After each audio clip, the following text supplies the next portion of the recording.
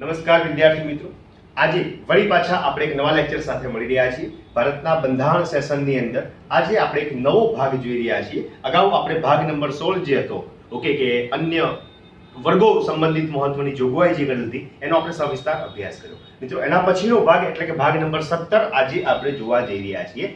ભાગ નંબર 17 ની વાત કરીએ તો ભાગ નંબર 17 જે છે એ ભાષા સાથે સંબંધિત છે. તો મિત્રો આ આખા ભાગની અંદર આપણે જે પણ કઈ ચર્ચા કરવાની થશે એ ભાષા સંબંધિત ચર્ચા કરવાની થશે. તો મિત્રો ભાષા સંબંધિત ચર્ચાની અંદર શું આવશે? આ આખા ભાગને વર્ગીકૃત કરવામાં આવ્યો છે મિત્રો 4 ભાગની અંદર, એટલે કે 4 એના પ્રકાર જે છે, કેટેગરી જે છે એની અંદર વિભાજિત કરવામાં આવે છે. એ 4 કેટેગરી કઈ? પહેલી વસ્તુ તો એ ભાગ નંબર 17 જે છે એ રાજભાષા સાથે સંબંધિત છે. એને 4 કેટેગરીના અંદર વહેંચવામાં આવે છે. પહેલા નંબરની કેટેગરી કઈ? તો પહેલા નંબરની કેટેગરી મિત્રો એ કે આપણે કેન્દ્રની ભાષા જોવી પડશે, એટલે કે સંઘની ભાષા જોવી પડશે. બીજા નંબરની કેટેગરી કઈ? તો કે રાજ્યોની વાપરવાની ભાષા જોવી પડશે. પહેલી કેન્દ્રની ભાષા, બીજી રાજ્યની ભાષા જોઈશું. ત્રીજા નંબર ઉપર આપણે જોઈશું ન્યાયતંત્રની અંદર જ્યુડિશિયલ સિસ્ટમ જે છે એની અંદર વાપરવાની ભાષા. અને ચોથા નંબરના સેશનની અંદર ભાષા સંબંધિત મહત્વના જે નિર્દેશો આપવામાં આવ્યા છે તેનો વિકાસ કેવી રીતે કરવો વગેરે જે પણ કઈ જે છે એ આપણે જોઈશું. મતલબ આખો જે લેક્ચર જે છે ભાગ નંબર 17 જે છે ભાષા સાથે સંબંધિત છે. એને 4 કેટેગરીના અંદર વર્ગીકૃત કરવામાં આવે છે: કેન્દ્રની ભાષા, રાજ્યની ભાષા અને ન્યાયતંત્રની ભાષા. તદુપરાંત એના સંબંધિત વિકાસની વાત કરવામાં આવી છે. તો મિત્રો આપણે શરૂઆત કરીએ. પહેલા સેશનની અંદર એક બીજો પણ વિડિયો આવશે મિત્રો, ભાગ નંબર 17 નો ભાગ બીજો પાર્ટ 2 પણ આવશે. તો આ ભાગની અંદરના હિસ્ટોરિકલ જે મેટર્સ જે છે ઓકે એના જે હિસ્ટોરિકલ મેટર્સ જે છે એનો આપણે સવિસ્તાર અભ્યાસ કરવા માટે જઈ રહ્યા છીએ. તો મિત્રો શરૂઆત કરીએ આપણે લેક્ચરની. શું કહે છે? ભાગ નંબર 17. અને ભાગ નંબર 17 તો પહેલા એનું નામ યાદ રાખો. ભાગ નંબર 17 નું નામ શું છે? તો ભાગ નંબર 17 નું નામ છે રાજભાષા અને ભાષા સંબંધિત મહત્વની જોગવાઈઓ. તો રાજભાષા અને ભાષા સંબંધિત મહત્વની જોગવાઈઓ ટૂંકની અંદર વાત થાય. તમને શબ્દોની અંદર ડિફરન્સ સાથે પ્રશ્ન પૂછી શકે કે ભારતના બંધારણના કયા ભાગમાં, પ્રશ્ન ભાગના સંદર્ભે પૂછશે, ભારતના બંધારણના કયા ભાગમાં ભાષા સંબંધિત જોગવાઈ કરવામાં આવી છે? ભાગ નંબર 17. ભારતના બંધારણો અથવા તો રાજભાષા શબ્દ વાપરે તો પણ જવાબ શું આવશે? ભાગ નંબર 17. ભાગના સંદર્ભે ભાષાઓની વાત કરે તો મિત્રો આપણો જવાબ થશે ભાગ નંબર 17. હવે આપણે સ્ટેપ બાય સ્ટેપ જોઈએ કે શું કહેવા માંગે છે. તો ભાગ નંબર 17 એનું નામ છે રાજભાષા તેમજ ભાષા સંબંધિત મહત્વની જોગવાઈ. પેલો મિત્રો અહીંયા ડેફિનેશન લખી છે કે આપણે રાજભાષા કોને કહીશું? રાજભાષા it means the official language. શું કહે છે? જો અહીંયા કે સામાન્ય રીતે, જનરલાઇઝ ઓકે, સામાન્ય રીતે વહીવટી કાર્યોના અંદર ઉપયોગમાં લેવાતી ભાષાને આપણે શું કહીએ છીએ? રાજભાષા તરીકે ઓળખીએ છીએ. તો ભારતના અલગ અલગ રાજ્યો છે, અલગ અલગ ભાષા બોલનારા રાજ્યો છે. ફોર એક્ઝામ્પલ તરીકે આપણું રાજ્ય ગુજરાત છે, તો ગુજરાતના વહીવટના સામાન્ય કાર્યો દરમિયાન આપણે જે પણ કઈ ભાષાનો પ્રયોગ કરતો તો આપણે સામાન્ય રીતે ગુજરાતી ભાષાનો પ્રયોગ કરીએ છીએ. તો આપણી રાજભાષા રાજ્યની કઈ થઈ જશે? તો ગુજરાતી થઈ જશે. મતલબ કે ભાઈ દેશની અંદર અને રાજ્યોની અંદર એમના વહીવટી કાર્યો પરિપૂર્ણ કરવા માટે જે પણ કઈ ભાષાનો પ્રયોગ કરવામાં આવશે એ રાજ્યની અને એ દેશની રાજભાષા તરીકે ઓફિશિયલ લેંગ્વેજ તરીકે ઓળખાશે. તો રાજભાષા તમને બિલકુલ સમજાઈ ગયું. રાજભાષાનો મીનિંગ એ થાય કે સામાન્ય રીતે વહીવટી કાર્યો ઉપયોગમાં લેવામાં આવતી ભાષાને આપણે કહીએ છીએ રાજભાષા તરીકે ઓળખીએ છીએ. પ્રાઇમરી ડેફિનેશન થી રાજભાષા તમે જે કાર્યની અંદર ફોર એક્ઝામ્પલ તરીકે તમે તમારા જે પણ કઈ કાર્યો કરતા હોય અને એ જે ભાષા હોય એ ભાષા તમારી રાજભાષા કહેવાય. એના પછી અહીંયા શું લખ્યું જુઓ મિત્રો, મેં તમને કીધું એ પ્રમાણે કે આખો ટોપિક જે છે એને 4 કેટેગરીના અંદર વહેંચ્યો છે. આ ભાગની અંદર અનુચ્છેદ જોવા જઈએ, અનુચ્છેદ 343 થી લઈને 351 સુધીની જોગવાઈ કરી છે. અને 4 ભાગ કયા છે? તમને કીધું એ પ્રમાણે એક સંઘની કેન્દ્રની ભાષા જોઈશું, અનુચ્છેદ 343 44 ના રિલેટેડ છે. એના પછી આપણે રાજ્યની રાજભાષા જોઈશું, અનુચ્છેદ 345 થી 347 ના સંબંધિત છે. અને ન્યાયતંત્રની રાજભાષા લખી છે, અનુચ્છેદ 348 થી 349 આ બે અનુચ્છેદના રિલેટેડ છે. અને ભાષા સંબંધિત મહત્વના નિર્દેશ જે છે અનુચ્છેદ 350 અને 351 ની અંદર આ લખવામાં આવ્યા છે. મતલબ આખો ટોપિક જે છે ભાગ નંબર 17 જે રાજભાષા સંબંધિત છે એ 4 કેટેગરીમાં વહેંચ્યો છે. નંબર 1 સંઘની રાજભાષા, નંબર 2 રાજ્યની રાજભાષા, નંબર 3 ન્યાયતંત્રની રાજભાષા, નંબર 4 ભાષા સંબંધિત મહત્વના નિર્દેશોની અંદર આ ટોપિક વેચાયેલો છે. મિત્રો અહીંયા લખ્યું છે પ્રમાણે હિન્દી જે છે વર્તમાનની અંદર સૌથી વધુ જનસંખ્યા જો કઈ દ્રષ્ટિએ સૌથી વધુ જનસંખ્યા મતલબ સૌથી વધારે લોકો દ્વારા તેમજ સૌથી વધુ ભૌગોલિક ક્ષેત્રમાં મતલબ કે ભારતના સૌથી વધુ વિસ્તારની અંદર બોલાતી ભાષા છે. તો વર્તમાનની અંદર હિન્દી જે છે ભારતના સૌથી વધુ લોકો દ્વારા પ્લસ ભારતના સૌથી વધુ એરિયાની અંદર વિસ્તારની અંદર બોલાતી કોઈ ભાષા હોય તો મિત્રો એ કઈ છે? એ હિન્દી છે. અહીંયા લખ્યું છે મિત્રો કે સૌપ્રથમ વખત હિન્દી ભાષા જે છે એને રાષ્ટ્રભાષા અથવા તો રાજ્ય ભાષાનો દરજ્જો આપવાનો વિચાર કરનાર કોઈ વ્યક્તિ હોય તો યાદ રાખજો મિત્રો આપણા ગુજરાતી કવિ હતા કવિ નર્મદ. તો ખાસ યાદ રાખજો, પ્રશ્ન ઘણી બધી વખત એક્ઝામમાં પૂછાઈ ગયો છે કે સૌપ્રથમ હિન્દી ભાષાને રાજભાષા અથવા તો રાષ્ટ્રભાષા તરીકે સ્વીકારવાનો વિચાર કોણે રજૂ કરેલો? તો મિત્રો ગુજરાતી કવિ યાદ રાખવાનું થાય કવિ નર્મદ. પરંતુ એમના પ્રયત્નો એટલા નહોતા કે ખરેખર અર્થની અંદર રાજભાષાનો દરજ્જો આપવામાં આવે અને એ પ્રયત્નો કરશે. અહીંયા લખ્યું છે કે એના પછી શું થાય? એના પછી સૌપ્રથમ વિચાર કોને આપ્યો? તો સૌપ્રથમ વિચાર આપ્યો કવિ નર્મદ. ત્યાર પછી 1918ની સાલની અંદર લોકમાન્ય તિલકે હિન્દી જે છે એને રાજભાષા જાહેર કરેલી. તો પ્રશ્ન પૂછાય કે સૌપ્રથમ જોજો બે પ્રશ્નો ખાસ યાદ રાખજો, બિલકુલ સિમ્પલ છે. સૌપ્રથમ હિન્દીને રાજભાષા તરીકેનો દરજ્જો આપવાની રજૂઆત કોને કરી, વિચાર કોને વ્યક્ત કરે, મંતવ્ય કોને આપ્યા, ઓપિનિયન કોને આપ્યો? તો એ જવાબ આવશે કવિ નર્મદ. પણ સૌપ્રથમ હિન્દીને રાજભાષા કોને જાહેર કરી એ વખતે મિત્રો આપણો જવાબ થશે લોકમાન્ય તિલક. અને વર્ષ યાદ રાખવાનો પ્રયત્ન કરો 1918 નું આ વર્ષ. એના પછી અહીંયા લખ્યું છે કે બંધારણ સભા જ્યારે આપણે બંધારણ બનતું હતું એ વખતે પણ ચર્ચા વિચારણા થઈ. ઘણા બધા પ્રશ્નો હતા બંધારણ સભાની અંદર. બંધારણ બનાવવાના મુદ્દે અલગ અલગ લોકોના મંતવ્યો હતા. તો એક ભાષાનો પણ મુદ્દો થયો કે આખા દેશની રાજભાષા કઈ રાખવી. એટલે અહીંયા લખ્યું છે મિત્રો કે બંધારણ સભાની અંદર પણ આ મુદ્દે એટલે કે ભાઈ દેશની સંઘની રાજભાષા શું રાખવી એ મુદ્દે ઘણી બધી ચર્ચાઓ કરવામાં આવેલી. શું કહે છે મિત્રો અહીંયા કે સ્વતંત્રતા પછી આઝાદી પછી 1947 બાદ હિન્દીને રાજભાષાનો જે દરજ્જો આપવાની વાત કરી હતી એને મિત્રો બિન હિન્દી ભાષી જે રાજ્યો હતા એના દ્વારા એનો વિરોધ કરવામાં આવેલો. એટલે બીજા રાજ્યોએ કીધું કે અમારી પ્રાદેશિક ભાષા અમારી પોતાની મધર ટંગ છે, માતૃ લેંગ્વેજ છે, તો એનો પણ કંઈક ન્યાય મળે. એટલે કે હિન્દી જ રાજભાષા હોય એવું અમે સ્વીકારતા નથી, એનો વિરોધ કરવામાં આવ્યો હતો. અંતે શું થાય? અંતે મિત્રો બંધારણ સભા દ્વારા શું નિર્ણય લેવામાં આવે? મિત્રો બંધારણ સભા દ્વારા અહીંયા લખ્યું છે કે મુન્શી આયંગર ફોર્મ્યુલા જે છે મુન્શી આયંગર એક આયોગનું ગઠન કરવામાં આવ્યું અને એમને જે ફોર્મ્યુલા જે સજેશન્સ આપ્યા એને આધારે 14 સપ્ટેમ્બર 1949 ના રોજ હિન્દીને રાજભાષા તરીકેનો બંધારણીય દરજ્જો આપવામાં આવ્યો. તો આ ખાસ યાદ રાખજો મિત્રો, તારીખ કઈ છે? હિન્દીને રાજભાષા તરીકે સૌપ્રથમ વિચાર કોને રજૂ કર્યો? નર્મદે. હિન્દીને રાજભાષા તરીકે સૌપ્રથમ કોને ઉલ્લેખ કર્યો? તો એ જવાબ આવશે મિત્રો લોકમાન્ય તિલક. પરંતુ હિન્દીને વાત શું થાય? બંધારણીય દરજ્જો આપવાની વાત થાય તો એ કઈ ફોર્મ્યુલાને આધારે? તો ફોર્મ્યુલા ખાસ યાદ રાખજો, મુન્શી આયંગર ફોર્મ્યુલા. અને એનો સ્વીકાર ક્યારે થયો? 14 સપ્ટેમ્બર 1949 ના રોજ. અને એટલા માટે જ મિત્રો આ 14 સપ્ટેમ્બર જે છે એને આપણે દર વર્ષે હિન્દી દિવસ તરીકે ઉજવીએ છીએ. તો ઘણી બધી એક્ઝામો 2-3 વખત મેં પણ જોયું છે કે હિન્દી દિવસ પૂછ્યા છે. તો 14મી સપ્ટેમ્બર આપણે યાદ રાખવાનું છે. વર્ષ યાદ રાખજો 1949 ના વર્ષની અંદર હિન્દીને મુન્શી આયંગર ફોર્મ્યુલા જે છે એને આધારે બંધારણીય દરજ્જો પ્રાપ્ત થયેલો. એના પછી લખ્યું છે મિત્રો કે બંધારણના અમલની સાથે જે આપણને ખ્યાલ છે કે બંધારણ જે છે ભારતની અંદર ક્યારે અમલી બન્યું? તો 26 જાન્યુઆરી 1950 ના રોજ હિન્દીને રાજભાષા તરીકે સ્થાન મળ્યું. મતલબ જ્યારે ભારતનો બંધારણનો અમલ શરૂ થયો દેશની અંદર 1950 ત્યારથી જ મૂળ બંધારણની અંદર જ મિત્રો હિન્દીને રાજભાષા તરીકે સ્વીકારવામાં આવી, તેને સ્થાન આપ્યું. ત્યાર પછી અહીંયા લખ્યું છે મિત્રો કે ભારતીય સંસદ જે છે ઓકે એને રાજભાષા અધિનિયમ 1963 પસાર કર્યો. તો ખાસ પ્રશ્ન યાદ રાખજો, રાજભાષા અધિનિયમ પૂછાય તો વર્ષ યાદ રાખજો 1963 ની સાલ. અને શું કહે છે આગળ કે ભારતીય સંસદ જે છે એને રાજભાષા અધિનિયમ 1963 પસાર કર્યો, જે મુજબ હિન્દી રાજભાષા તો ખરી જ. શું કહે છે? હિન્દી રાજભાષા તો છે જ, પરંતુ અંગ્રેજીનો ઉપયોગ પણ વહીવટી કાર્યો માટે કરી શકાશે એવો એની અંદર ઉલ્લેખ કરવામાં આવ્યો. ખાસ વસ્તુ સમજો. તો વહીવટી કાર્યો માટે આપણે જે સામાન્ય રીતે ભાષાનો પ્રયોગ કરીએ એને આપણે રાજભાષા કહીએ. બંધારણીય સિસ્ટમ પ્રમાણે જોવા જઈએ અનુચ્છેદ 343 પ્રમાણે જોવા જઈશું. હમણાં આપણે અનુચ્છેદનો બીજા સેશનમાં અભ્યાસ કરશું, એમાં હિન્દી રાજભાષા રહેશે વગેરે લખેલું છે. પણ અહીંયા વાત એ થાય કે અત્યારે દેશની અંદર સામાન્ય વહીવટના ભાગ સ્વરૂપે હિન્દી ઉપરાંત અંગ્રેજીને પણ સ્થાન આપવામાં આવ્યું છે. અને સના પરિણામ સ્વરૂપે સ્થાન આપવામાં આવ્યું છે તો સંસદે પસાર કરેલા રાજભાષા અધિનિયમ 1963 પ્રમાણે સ્થાન આપવામાં આવ્યું છે. મિત્રો આ રાજભાષા અધિનિયમ 1963 જે છે એને મોડિફાઈ કરવામાં આવ્યો 1967 ની સાલની અંદર. તો અહીંયા લખે છે કે રાજભાષા અધિનિયમ જે છે એનો સુધારો કરવામાં આવે.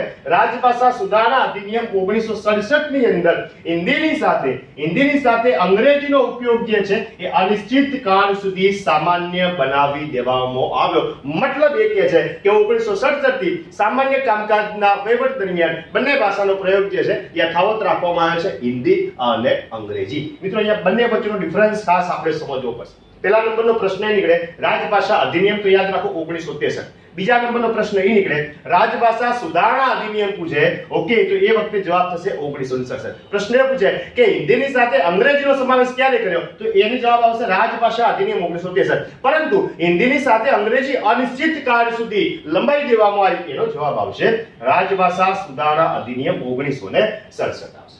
મિત્રો યાદ રાખો રાજભાષા સંબંધિત એક મંત્રાલયના અંતર્ગત રાજભાષા વિભાગની પણ સ્થાપના કરવામાં આવી 1975 ની સાલની અંદર. તો ખાસ વસ્તુ યાદ રાખજો કે ભાઈ રાજભાષા વિભાગ આપણા દેશની અંદર અસ્તિત્વ ધરાવે છે.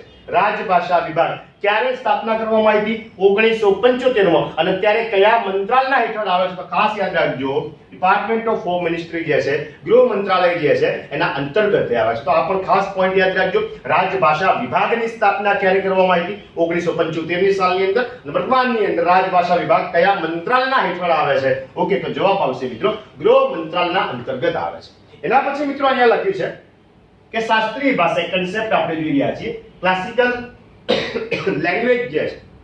તો શાસ્ત્રીય ભાષા કોને કહેવાય? એક પ્રાઇમરી ડેફિનેશન મિત્રો અહીંયા લખી છે કે એવી ભાષા કે જે ઓછામાં ઓછી 1500 થી 2000 વર્ષ જૂની હોય તેમજ સાહિત્યનો વારસો ધરાવતી હોય એવી ભાષાને આપણે શાસ્ત્રીય ભાષા તરીકે ઓળખીશું. તો અહીંયા શું કહે છે કે ઓછામાં ઓછી 1500 થી 2000 વર્ષ જૂની અને પ્રાચીન સાહિત્યનો વારસો ધરાવતી ભાષાને આપણે ક્લાસિકલ લેંગ્વેજ શાસ્ત્રીય ભાષા તરીકે ઓળખીએ છીએ. મિત્રો ભારત સરકારે આવી કુલ 6 ભાષાને માન્યતા આપી છે. મતલબ ભારતમાં અત્યારે 6 શાસ્ત્રીય ભાષા તરીકે સ્થાન પામેલી ભાષાઓ છે. તો આપણે એ જોવું છે. તો અહીંયા લખેલું છે મિત્રો કે વર્તમાનની અંદર 6 શાસ્ત્રીય ભાષા ભારતની અંદર છે. અને સૌપ્રથમ તમને શાસ્ત્રીય ભાષા પૂછે તો ખાસ યાદ રાખજો સૌપ્રથમ શાસ્ત્રીય ભાષા કઈ હતી મિત્રો, તો તમિલ હતી. કયા વર્ષે જાહેર કરી હતી? 2004 ની સાલની અંદર. તો પ્રશ્ન એક એક્ઝામમાં પૂછાઈ ગયો છે કે ભારતની સૌપ્રથમ શાસ્ત્રીય ભાષા કઈ હતી? યાદ રાખજો મિત્રો તમિલ હતી. અચ્છા, તેલુગુ ઓપ્શનની અંદર મૂકશે. તેલુગુ પણ શાસ્ત્રીય ભાષા છે, પરંતુ સૌપ્રથમ શાસ્ત્રીય ભાષા પૂછે મિત્રો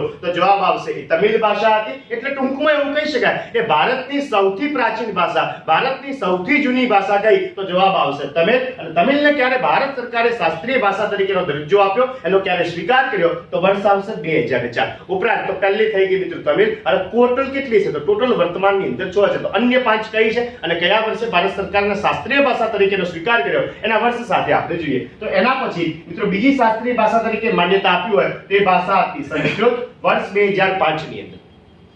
એના પછી જોઈએ તો એના પછી ભાષા હતી કન્નડ 2008 ની અંદર. જો કે 2008 ની અંદર બીજી પણ ભાષાને માન્યતા આપી અને ભાષા હતી તેલુગુ. ત્યાર પછી 2013 ની અંદર મલયાલમ અને 2014 ની અંદર ઓડિયા ભાષાને શાસ્ત્રીય ભાષાનો દરજ્જો ભારત સરકાર દ્વારા આપવામાં આવ્યો. તો મિત્રો આમાંથી પ્રશ્ન એ સંદર્ભ નીકળી શકે. પહેલા તો આ ખાસ યાદ રાખો, પ્રશ્નના સંદર્ભમાં કદાચ બનાવી શકે કે ભાઈ કેટલા વર્ષ જૂનો ઇતિહાસ ધરાવતી ભાષા હોય. ઓપ્શન લખ્યું 500 થી 1000 વર્ષ, ઓપ્શનની અંદર લખ્યું 1500 થી 2000. તો આપણે જવાબ આવશે 1500 થી 2000 વર્ષ સુધી ઓછામાં ઓછી જૂની હોવી જોઈએ. કેટલી શાસ્ત્રીય ભાષાઓ છે? સિમ્પલ આ પ્રશ્ન પૂછી કે વર્તમાનમાં ભારત સરકારે કેટલી શાસ્ત્રીય ભાષાઓ જાહેર કરી? ઓપ્શન 4 5 6 8 કહી ન શકાય. હું કહી શકાય? જવાબ આવશે 6 શાસ્ત્રીય ભાષા. સૌપ્રથમ કઈ હતી? સૌપ્રથમ હતી તમિલ. કયા વર્ષે? 2004. પ્રશ્ન આના સંદર્ભે પૂછે કે ભારત સરકારે સૌપ્રથમ શાસ્ત્રીય ભાષાનો દરજ્જો આપવાની શરૂઆત કયા વર્ષથી કરેલી? તો જવાબ આવશે 2004. અને સૌપ્રથમ કઈ ભાષા હતી? તો પણ મિત્રો જવાબ આવશે તમિલ હતી. અને આ બલ્કમાં ક્વેશ્ચન બનાવો તો પ્રશ્ન એવું બનાવે કે નીચેનામાંથી કઈ એક ભાષાને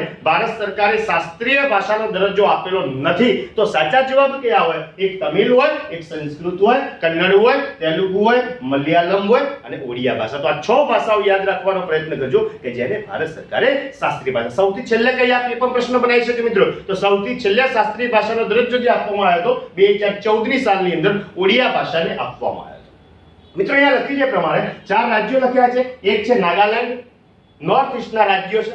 ઓકે, નાગાલેન્ડ, બીજું છે મિઝોરમ, ત્રીજું છે મેઘાલય અને ચોથું છે અરુણાચલ પ્રદેશ. 4 રાજ્યો છે. નાગાલેન્ડ છે, મિઝોરમ છે, મેઘાલય છે, અરુણાચલ પ્રદેશ જે છે એમની મિત્રો રાજભાષા જે છે એ કઈ છે?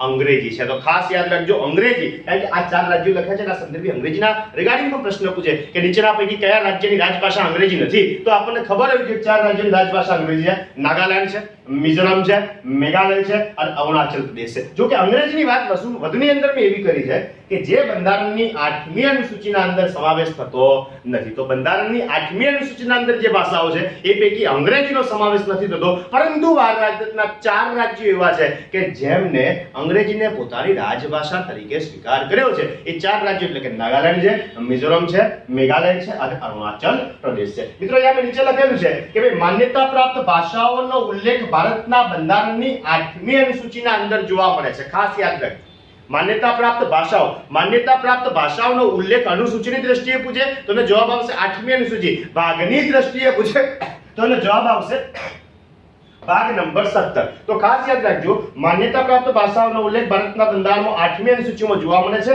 અહીંયા લખ્યું છે કે શરૂઆતની અંદર કેટલી ભાષાઓ 8મી અનુસૂચિના અંદર સમાવેશ થયેલી હતી? તો 14 ભાષાઓ હતી. વર્તમાનની અંદર કેટલી ભાષાઓ છે? તો 22 ભાષાઓ છે. એક બીજો પણ પ્રશ્ન તફાવતના સંદર્ભે પૂછે કે ભારતના બંધારણમાં મૂળ જે અનુસૂચિ 8 ની અંદર જે ભાષાઓ હતી તો પાછળથી કેટલી ઉમેરવામાં આવી? તો પાછળથી મિત્રો 8 ભાષાઓ ઉમેરવામાં આવી. શરૂઆતમાં 14 થી 8 + 14 એટલે કે વર્તમાનની અંદર 22 ભાષાઓ જે છે એ ભારતના બંધારણની 8મી અનુસૂચિના અંદર રહેલ છે. મિત્રો જે પણ કઈ બેઝિક સમરી આપણે જોઈ, વળી એક વખત હું એને તમને 5 મિનિટના અંદર રિકેપ કરાવું છું. પહેલો પોઈન્ટ યાદ રાખો, બંધારણની અંદર ભાગ નંબર 17 શેની સાથે રિગાર્ડિંગ છે? તો રાજભાષા અને ભાષા સંબંધિત જોગવાઈઓ, ભાષા સંબંધિત બાબતો સાથે રિગાર્ડિંગ છે. અનુચ્છેદ 343 થી 351 ની અંદરનો ઉલ્લેખ કર્યો છે. આ ભાષા સંબંધિત બાબતો જે આખો ભાગ નંબર 17 છે એ 4 કેટેગરીમાં આપણે વર્ગીકૃત કર્યો છે. નંબર 1 સંઘની રાજભાષા આવશે, એટલે કે આનો અભ્યાસ કરવાનો થશે. એના પછી રાજ્યની રાજભાષા આવશે, એના પછી ન્યાયતંત્રની ભાષા આવશે, મતલબ સુપ્રીમ કોર્ટ હાઈકોર્ટની ભાષા આવશે. ત્યાર પછી ભાષા સંબંધિત મહત્વના નિર્દેશ આવશે. રાજભાષા કોને કહેવાય? અહીંયા લખ્યું છે સામાન્ય રીતે વહીવટી કાર્યોની અંદર ઉપયોગમાં લેવામાં આવતી ભાષાને આપણે શું કહીએ છીએ? રાજભાષા તરીકે, ઓફિશિયલ લેંગ્વેજ તરીકે ઓળખીએ છીએ. ભારતના સૌથી વધુ જનસંખ્યા દ્વારા, ભારતના સૌથી વધુ વિસ્તારની અંદર જો કોઈ બોલાતી ભાષા હોય વર્તમાનની અંદર તો એ કઈ છે મિત્રો? તો એ છે હિન્દી છે. ઓકે, સૌપ્રથમ હિન્દીને રાષ્ટ્રભાષા તરીકે રાખો એવો વિચાર કોને વ્યક્ત કર્યો હતો? ગુજરાતી કવિ અથવા તો ગુજરાતી સાહિત્યકાર યાદ રાખો, કવિ નર્મદ યાદ રાખો. ઓકે, એના પછી લખ્યું છે 1918 માં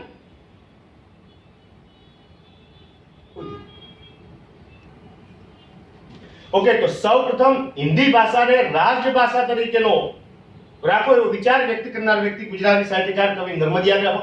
પરંતુ વાસ્તવિક સ્વરૂપે હિન્દીને જ રાજભાષા ઘોષિત સૌપ્રથમ કોને ભારતની અંદર કરી? ત્યારે આપણો જવાબ થશે લોકમાન્ય તિલકે.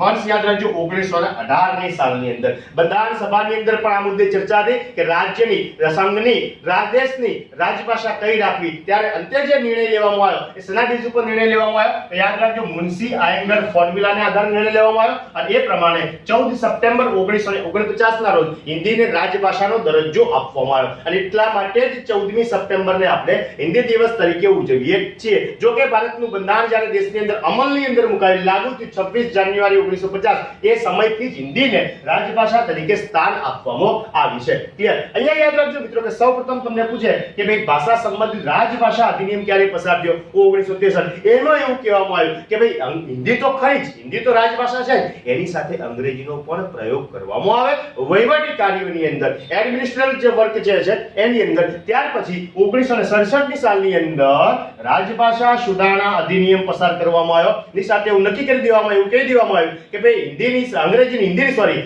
સાથે અંગ્રેજી તો છે જ, જે ઓલરેડી 1963 ની અંદર કહી દીધી, પરંતુ 67 માં એવું કહેવામાં આવ્યું કે હિન્દીની સાથે અંગ્રેજીને અનિશ્ચિત કાળ સુધી નક્કી કરી દેવામાં આવ્યું કે આ બંને જે છે એ સમાન સ્વરૂપે કાર્ય કરશે. 1975 ની સાલની અંદર રાજભાષા વિભાગની સ્થાપના થઈ હતી. મિત્રો ખાસ યાદ રાખજો, ઓકે, જે અત્યારે કોના અંતર્ગત આવે છે તો ગૃહ મંત્રાલય અંતર્ગત મિત્રો આ જે વિભાગ જે છે, ડિપાર્ટમેન્ટ જે છે, આ મિનિસ્ટ્રી અંતર્ગત કાર્ય કરે છે. શાસ્ત્રીય ભાષા કોને કહેવાય? શાસ્ત્રીય ભાષા એને કહેવાશે કે જે ઓછામાં ઓછો 1500 થી 2000 વર્ષ જેટલો અને ઐતિહાસિક ભાષાની દ્રષ્ટિએ તેમજ સમૃદ્ધ વારસો ધરાવતી હોય એવી ભાષાને આપણે ક્લાસિકલ લેંગ્વેજ તરીકે ઓળખીએ છીએ. ભારતની અંદર સૌપ્રથમ જો કોઈ ક્લાસિકલ લેંગ્વેજ હોય તો યાદ રાખજો તમિલ હતી, એટલે કે સૌથી જૂની ભાષા હોય ભારતની અંદર તો મિત્રો તમિલ છે. વર્ષ 2004 ની અંદર આને શાસ્ત્રીય ભાષા સરકારે ઘોષિત કરેલી. વર્તમાનની અંદર 6 શાસ્ત્રીય ભાષાઓ છે. તો તમિલ ઉપરાંત અન્ય 5 કઈ ભાષાઓ છે તો સંસ્કૃત છે, કન્નડ છે, તેલુગુ છે, મલયાલમ છે અને ઓડિયા છે. મિત્રો કોઈ પણ સ્વરૂપે ભારેમાં ભારે કદાચ પ્રશ્ન પૂછવો હોય, જીપીએસસી ના સંદર્ભે ભારેમાં ભારે શાસ્ત્રીય ભાષાથી પ્રશ્ન પૂછો તો એવું પૂછે કે નીચેના પૈકી તમામે તમામ ભાષાઓ શાસ્ત્રીય ભાષાનો દરજ્જો સરકાર દ્વારા આપવામાં આવેલો છે, જેને ચડતા ક્રમમાં ગોઠવો અથવા તો ઉતરતા ક્રમમાં ગોઠવો. તો આપણને આ ક્રમ પણ યાદ હોવો જોઈએ કે સૌપ્રથમ તમિલ ભાષા હતી, ત્યાર પછી સંસ્કૃત હતી, ત્યાર પછી કન્નડ હતી, ત્યાર પછી તેલુગુ હતી, ત્યાર પછી મલયાલમ હતી, ત્યાર પછી ઓડિયા હતી. ઓકે, તો આ ભાષાઓ આપણે યાદ રાખવાની થશે. અહીંયા લખીએ પ્રમાણે કે નાગાલેન્ડ છે, મિઝોરમ છે, મેઘાલય છે, અરુણાચલ પ્રદેશ જે છે, આ 4 રાજ્યો એવા છે કે જેમની રાજભાષા, રાજ્યની રાજભાષા જે છે એ અંગ્રેજી છે. આપણે એ સમજ્યા કે ભારતના બંધારણની 8મી અનુસૂચિના અંદર જે ભાષાઓની વાત કરવામાં આવી છે, વર્તમાનની અંદર 22 માન્યતા પ્રાપ્ત ભાષાઓ છે, ખરું કે નહીં? ઓકે, જે શરૂઆતની અંદર 14 હતી મતલબ પાછળથી એડ થઈ છે, એની અંદર અંગ્રેજીનો સમાવેશ થતો નથી. પણ 4 રાજ્યો પોતાની પ્રાદેશિક રાજભાષા અંગ્રેજી ધરાવે છે. ખાસ યાદ રાખજો, નાગાલેન્ડ છે, મિઝોરમ છે, મેઘાલય છે અને અરુણાચલ પ્રદેશ છે. મિત્રો બીજા વિડિયોની અંદર